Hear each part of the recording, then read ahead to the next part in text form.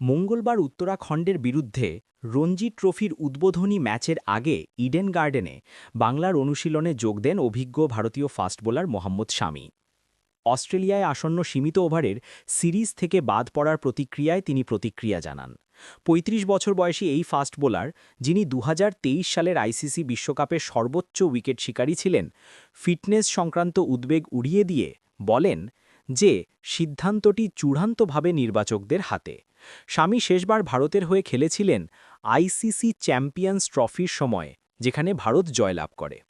তিনি টুর্নামেন্টের সর্বোচ্চ উইকেট শিকারীর খেতাব ভাগাভাগি করে নেন বলুন চক্রবর্তীর সাথে। দুজনেই ৯টি উইকেট নিয়েছিলেন।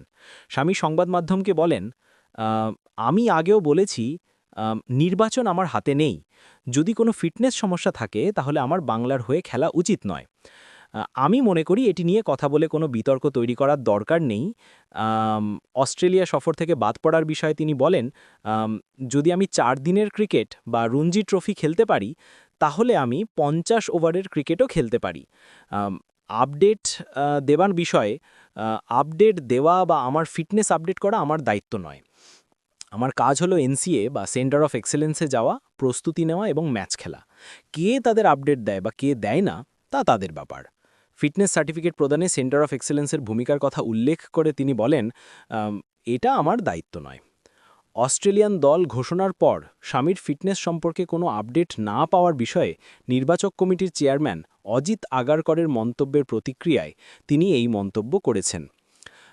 রোহিত শর্মা এবং বিরাট কোহলি সহ ১৫ সদস্যের ভারতীয় দল সফরের আগে দিল্লিতে জড়ো হয়েছে, যেখানে শুভমান গিল দলের নেতৃত্ব দেবেন এবং ৩টি ওয়ানডে এবং ৩টি টি-২০ আন্তর্জাতিক খেলবেন।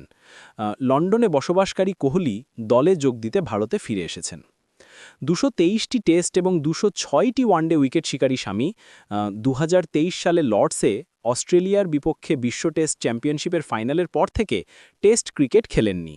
তবে ২০২৪-২৫ সালের অস্ট্রেলিয়া সফরের সময় ভারতের অনুপস্থিতি লক্ষণীয় ছিল। তবে দীর্ঘ ইনজুরি থেকে ফিরে আসার পর থেকে তিনি সমস্ত ফরম্যাটে নিয়মিত স্থান বজায় রাখার ক্ষেত্রে চ্যালেঞ্জের মুখোমুখি হয়েছেন।